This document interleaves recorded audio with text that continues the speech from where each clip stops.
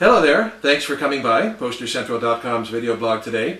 I'm Pete Howard, and a wonderful early rookie card, you might be able to say. I'm a former baseball card collector from the 60s, so in fact I was getting going about when this concert happened with baseball cards. But this is a Hank Williams Jr. concert poster from 1963 when he was just 14 years old, so I think that's really fun. So look at this huge, colorful Day-Glo globe concert poster. I have to reach way up to get it in the frame. It's just crazy. It's really a big, beautiful poster. And it is a tribute, as you can see. We'll just go ahead and zero in right there. See that name. It is a tribute to Hank Williams. And so therefore Hank Jr. Got prominent billing along with his mother, even though he had never charted a record. And here he is. But he was actually, in all fairness, a couple of months away from charting his first single. So. But it does say below his name, first time on tour, which is really neat. So let's go ahead and actually show a little close-up there of Hank Jr. Don't do his mom first, let's do Hank first. There he is. Look at how young he is at 14, my goodness, it looks like a high school yearbook photo or something. And there's the Hank Williams Jr. and notice it says first time on tour, which is really fun. And then below that, and Mrs. Hank, parentheses, Audrey Williams. And there she is. I'm almost sort of surprised she allowed her picture to be below Hank, although it's possible she had nothing to do, or little to do, or no final edit with the design of the concert poster, which Globe probably did, because, Audrey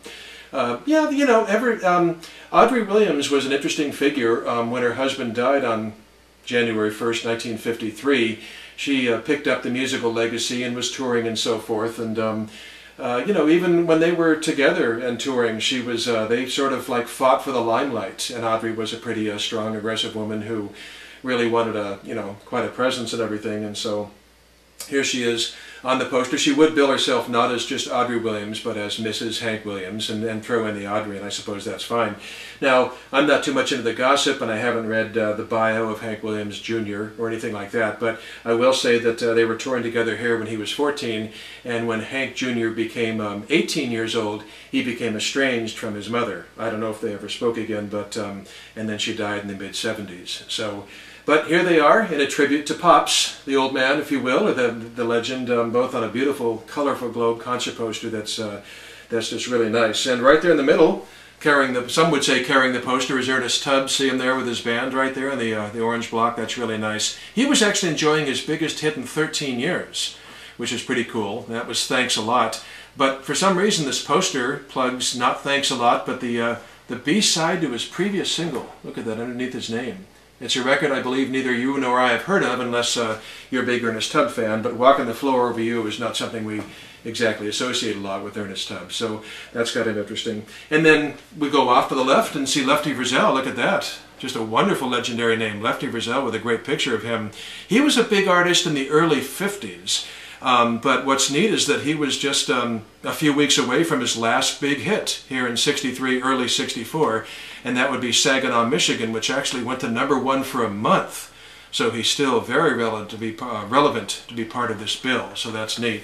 This bill is really loaded. It's got so many names. Look at all those names underneath Billy Bragg, and it's just, it's just so many people. I'm sorry, it's Billy Bird. I said Billy Bragg, it was Billy Bird with all those names. And then you've got Wilma Lee and Stoney Cooper toward the bottom. This poster is so unwieldy. I've got to really back up and move around.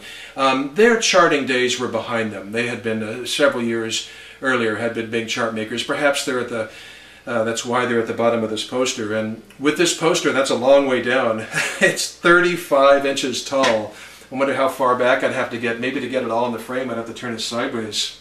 A globe jumbo is 22 by 28 inches, and this is 22 by 35. That's an extra 7 inches in size. Just crazy, but hey, not complaining. The only complaint I have is getting it into a video shot. I love the size of the poster itself. It's so great for framing. So there you have the Manhattan Center in New York. And interesting, the times were changed. It was originally printed 4 and 8 p.m., but I guess they wanted to give a little more time or make it a definite matinee, and they changed it by hand to 2 and 8 p.m. Now, speaking of the date there, Sunday, November 24th, 1963, any baby boomer, of course, will recognize that weekend as being one very notorious in American history. 48 hours earlier on Friday, JFK, of course, our 35th president, had been assassinated, and Monday, the day after the show, was declared a day of national mourning. And so that was the day where the whole country closed down and watched television and JFK's casket roll by and everything. So I'm not sure what was going on this Sunday. Obviously the country was in shock and probably just staying at home and talking to each other. But this was the day I remember actually as a very young boy, and you may remember too, but this Sunday, November 24th, is when Jack Ruby stepped from the shadows and assassinated Lee Harvey Oswald on live television. So that was actually this date, Sunday the 24th. So quite a weekend, and I don't know if the show was canceled for this poster or if it went on and everybody was in a pretty somber mood. I don't know, but either way, it's certainly a gorgeous concert poster, and we'll try to stay light about things, enough about American history and presidential politics. But this, interestingly, this was once quarter folded. Perhaps, yeah, the light is reflecting well, you can see that. So I actually could, and there was a letter written on the back of it. That's pretty funny. But I could quarter fold it again, but I don't want to damage the cardboard any further.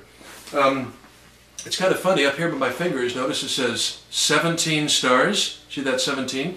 So I was trying to figure out, okay, 17 stars in person, where did they get the 17 from? Because, let's see, if you count the names and the photos, there's 27 on this poster. If you count just the photos, there's 13 on this poster, so where did they get the 17 number from? Let's see. Well, what I figured was, to make it work, is I took all the people who are pictured, all the photographs, so that is your 13, and I added a big name in the prominent square there, Billy Bird, and unfortunately I had to skip all the musicians below him, and then underneath Stoney Cooper and Wilmer Lee there, I added the Clinch Mountain Gang, and Smokey and Shorty Warren, and that, can I get them in there? There we go. And that makes 17. So that's the way I decided to make the numbers work, to make sure the poster wasn't lying to us. But 17 stars, all in person, a star-studded country music show, and you just gotta love the naive, innocent advertising graphics of the day from Globe Poster Company. In fact, all the poster companies, that sort of harks back to the Mad Men TV show, right? So I just love the feel and the size and the Day-Glo graphics and everything else about this poster. Now I'm going to close out with one thing. Interestingly, I bought this as one of 3 posters as a collector, and I got it primarily for this poster, so I wasn't too worried about the other 2. But I'm going to real quickly show you the other 2 posters I got from the same person, and the same deal, and one of them is the big name Ernest Tubb. Instead of 63, that's 65, and see, it's a nice 14 by 22 cardboard window card for a big name Ernest Tubb, and there we go, Grand Ole Opry and all that stuff. Well, guess what? This is a repro.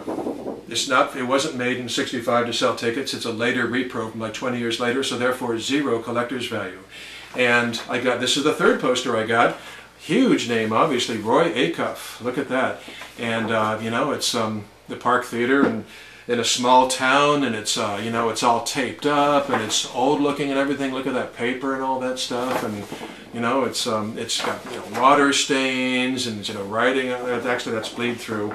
And it just looks, it looks like a really nice old, authentic concert poster from way back when, but another repro, just no value, no collector's value at all, just a Hatch show print reproduction. So, I knew the Hank was real, the Hank Jr. was real, and these 2 I wasn't sure about, and it's okay that they're later repros, because I bought this stuff mostly for the Hank poster. But it just goes to show you, you just never know what you're getting until you really vet it. So be careful with what you buy if you're a collector. So anyway, thanks a lot for stopping by today, Country Day, here at PosterCentral.com. It's fun showing you these things, and I look forward to seeing you next time. Have a nice day. Bye-bye.